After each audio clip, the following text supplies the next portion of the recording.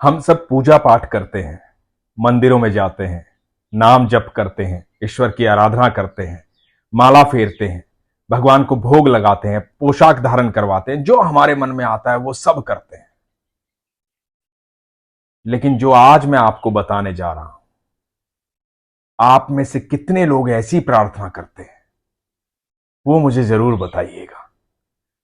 ध्यान से सुनिएगा यह प्रसंग। हरे कृष्ण दोस्तों, मैं हूं अनुज शर्मा। बच्चे कहीं से सीख कर नहीं आते, बच्चे वही सीखते हैं जो हम करते हैं। जैसा माहौल घर में होता है वैसे ही बच्चे सीखते हैं। आजकल के माता पिता कह देते हैं कि मेरा बच्चा उल्टा बोलता है, तो सच यह है कि बच्चा उल्टा नहीं बोलता, पहले माता पिता ने उल्टा बोला है। बच्चे ने जो कुछ भी सीखा है आप ही से सीखा है, इस बात को अच्छी तरह से जान लें। तो ऐसा ही एक परिवार था, भक्ति में वातावरण था, भरा पूरा परिवार था। एक बच्चा था, वो रोज देखता था कि उसके दादाजी रोज ईश्वर की आराधना करते हैं, पूजा पाठ करते हैं, भगवान से बातें करते हैं। उसकी बड़ी इच्छा होती थी कि मैं भी पूजा पाठ करूं, ऐसे ही जैसे दादाजी पूजा पाठ करते हैं वैसे ही पूजा पाठ करूं, मैं भी भगवान से बातें करूं। लेकिन यह मौका बच्चे को मिल नहीं पाता था, क्योंकि पूजा पाठ तो दादाजी करते थे। एक दिन दादाजी किसी कारण से घर से बाहर गए हुए थे, पूजा का समय हो गया था, तो बच्चे को लगा कि आज तो दादाजी है नहीं, तो आज पूजा मैं कर लेता हूं, क्योंकि भगवान इंतजार कर रहे होंगे। तो विधि विधान के साथ जैसे दादाजी करते थे, बच्चा वैसे ही पूजा करने लगा, आरती करने लगा। जब आरती हो गई, इतने में दादाजी आ गए, और दादाजी ने देखा कि घर में घंटी की आवाज आ रही है, पूजा कौन कर रहा।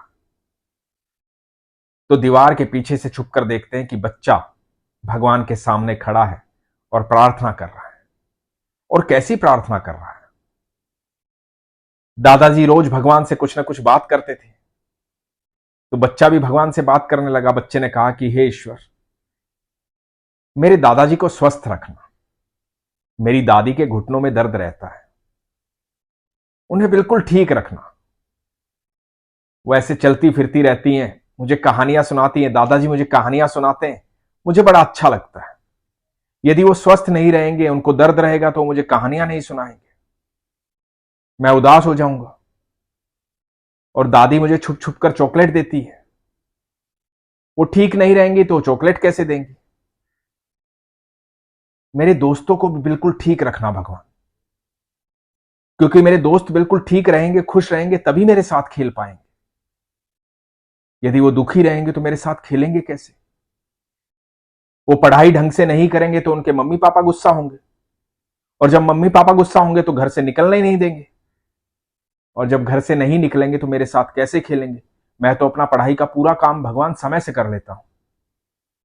उन सबको भी बुद्धि देना कि वो अच्छे से पढ़ाई करें, उनके मम्मी पापा खुश रहें, और हम सब मिलकर खेलें। और भगवान मेरे मम्मी पापा को भी बिल्कुल ठीक रखना।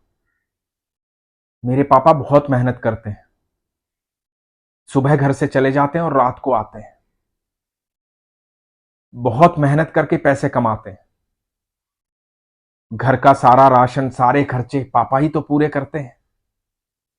वो स्वस्थ रहेंगे, खुश रहेंगे, तभी तो पूरा परिवार खुश रहेगा। और मेरी मम्मी को तो जरूर खुश रखना। पता है मम्मी कितना सारा काम करती है, दादा दादी की सेवा करती है, आपके लिए भोग तैयार करती है, पूरे परिवार के काम करती है।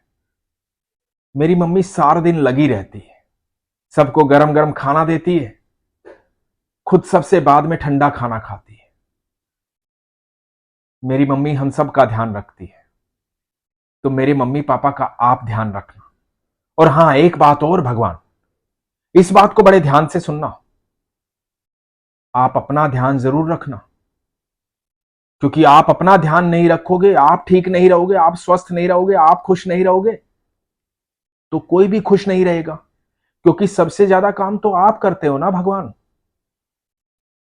सारी दुनिया को भोजन देते हो, सबकी व्यवस्थाएं करते हो, सबसे प्रेम करते हो, सबको खुश रखते हो, और सारी दुनिया के लोग आकर के तो आपसे मांगते रहते हैं। सारा दिन आप खड़े खड़े सबकी बात सुनते हो, सबकी इच्छाएं पूरी करते हो। तो आप अपना ध्यान रखना, आप तो कितने थक जाते होगे। लोग तरह तरह की बातें करते हैं। दादाजी भी कभी कभी आपसे पता नहीं कुछ कुछ मांग लेते हैं। मम्मी पापा सब आपके सामने खड़े होते हैं। मैंने तो सबको आपके सामने मांगते ही देखा है। अब देखो ना, मैं भी तो मांग ही रहा था।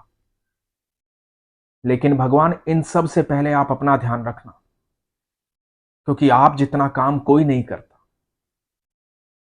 समय पर पौधों पर फल उगाते हो, बारिश करते हो, सब पक्षियों को, सब मनुष्यों को, सब जीवों को भोजन देते हो। आप जितना प्यार भी कोई नहीं करता। भगवान, आप स्वस्थ रहोगे, आप खुश रहोगे तो सारी दुनिया खुश रहेगी। तो सबसे पहले आप अपना ध्यान रखना। दादाजी छुपकर देख रहे थे, आंखों में अश्रु आ गए। जीवन में ऐसी प्रार्थना कभी नहीं की थी जो प्रार्थना ये बच्चा कर रहा था। हम भी ईश्वर के पास रोज जाते हैं, रोज ईश्वर से बातें करते हैं, रोज ईश्वर से अपनी इच्छाएं बताते हैं कि प्रभु ये करना, प्रभु ये करना, प्रभु ऐसे करना, प्रभु वैसे करना, प्रभु ये चाहिए, प्रभु वो चाहिए। हमेशा अपनी इच्छाएं रखते हैं, अपने दुख सारे उनके सामने रखते हैं, उनको दुख सुना कर आते हैं। कितनी बार ऐसा होता है कि हम उन्हें अपने सुख सुना कर आते हैं। कितनी बार ऐसा होता है कि हम उनकी प्रशंसा करते हैं कि जो उन्होंने हमें दिया है वो कोई और दे नहीं सकता। कितना कुछ उन्होंने हमें दिया है। जब अभाव होता है तब हमें पता लगता है कि ये तो हमने कभी सोचा ही नहीं कि ईश्वर ने हमें ऑक्सीजन मुफ्त में दी है। ये तो कभी हमने सोचा ही नहीं कि ईश्वर ने हमें सूरज की रोशनी मुफ्त में दी है। हम तो एक छोटा सा बल्ब लेके आते हैं जो फ्यूज हो जाता है, उसकी भी कीमत चुका कर आते हैं। हम तो छोटी छोटी चीजें खरीदते हैं। कुछ दिनों पहले महामारी आई थी, हम जा जा करके ऑक्सीजन खरीद रहे थे। ईश्वर ने बिल्कुल मुफ्त दी है।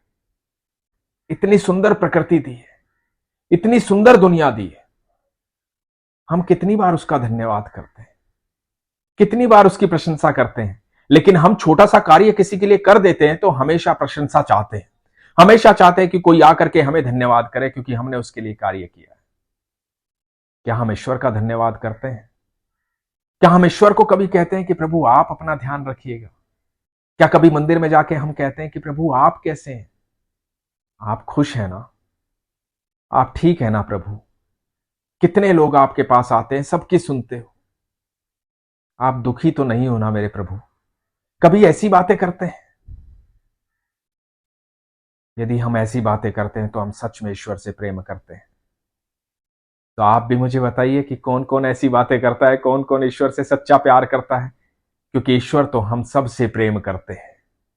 जब हम विश्वास करते हैं तो ईश्वर अपनी अनुभूति हमें करवा देते हैं।